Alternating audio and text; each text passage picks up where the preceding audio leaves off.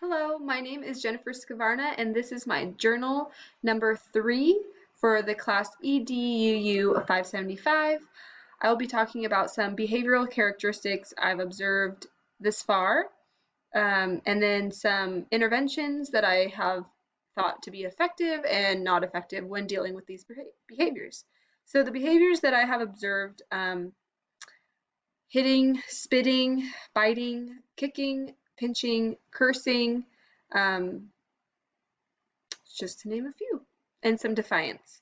So I think the first intervention, it's kind of an intervention that is used for so many things with students with autism. The first intervention for behavior, I think, should always be trying to open up their vocabulary, their communication. So I think the most effective, um, what I saw for addressing these behaviors is the AAC training. So training the students to use their AAC devices, encouraging, asking for what they want, telling us what they want, I think is really important because it will eliminate a lot of the frustration and anxiety they might have, that they might do those behaviors. So eliminating that um, kind of barrier for them can be very effective,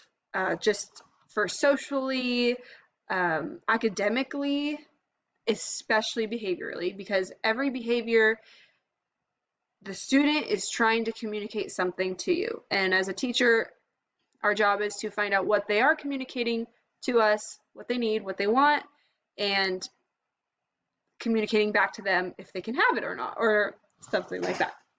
So first and foremost, the AAC device, and speech training is number one. I've also seen a behavioral contract. So for my kiddo that curses, the principal set up a behavioral contract. So if you curse, then you don't get the swings taken away.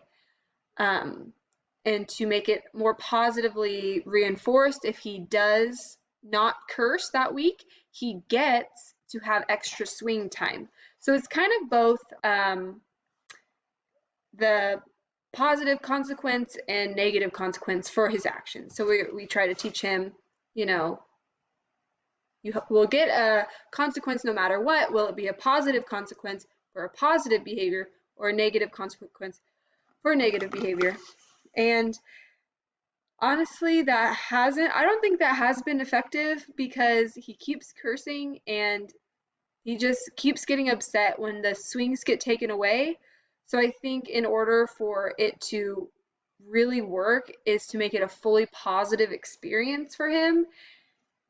And that's just what I've noticed.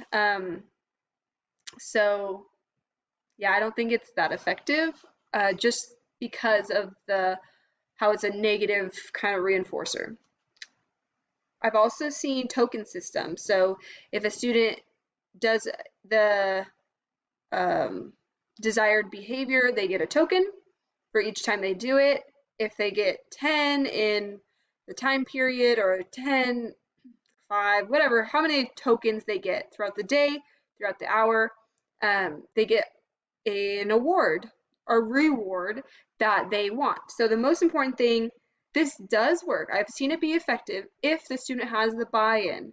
So if the student gets to choose what they want to earn, that is a lot more effective than the teacher saying you can have a sticker, that's it, you know?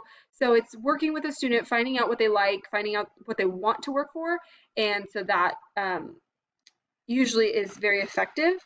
That token system also depends on the student. So if a student is uh, very reactive and more likely to cause behaviors in an English class or on a walk for life skills class, um, the tokens can be used more frequently, like in a shorter period of time. So in the 30 minutes, the student can be earning 10 tokens, and then there's an award. So the more severe the behavior, I have seen that the more effective it is to shorten the time span the token system is used. And some students can kind of scaffold up off of that and um, go to a full day. If you get 10 tokens the whole day, you get marshmallows at the end of the day, for an example. One of my students loves marshmallows, so that's one of ours. Another effective method is modeling. So instead of a student, let's say, spitting or hitting, another teacher could model when they get upset or they can't get their way, how to model the appropriate behavior to respond to that. That also goes with modeling the AAC.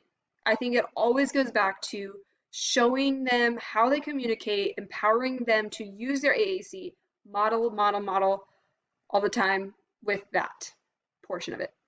Another one that I have found to be effective, it's effective, it's also could be not effective if you don't use it right. So errorless learning is evidence-based practice that I have seen a lot of in um, the class, especially with episodes of hitting, biting, kicking, pinching, those more severe behaviors. I've seen this used a lot for one-on-one lessons. So it's errorless learning is like the cues or prompts that lead to the correct response you want. So it's not effective if your goal is to have the student do that activity independently, but it is effective if you want the student to just get through a lesson without behaviors and to feel that kind of reward for not getting behaviors. So like what they have to do, it kind of shows them what they have to do in order to get through a lesson without behaviors or without becoming upset. So that's why it could be effective, it could not be effective, depending on your goal for the student. It sets the students up for success, and it builds some confidence in they can get through a lesson without causing behaviors. I saw this very effective with a student that had kind of biting attacks, I guess you could say. They, in order to get through a lesson, we had to remember everything that needed to happen before the student can even come over to do the one-on-one. We need the AAC device. We need to have the reward visually there. We need to have the chair pointed a certain way so he's easily focused, and just little things that I would have never thought of. But looking back, it's errorless learning, and it's really cool, and it was effective for this particular student and the goal the teacher had. So those are some things to keep in mind. Thank you so much. I enjoyed this class. This is my last video journal. I have learned so much, and looking back on all the students that I've observed and their behaviors, evidence-based practices are the best way to go. And I look forward to trying new things and helping my students. Thank you.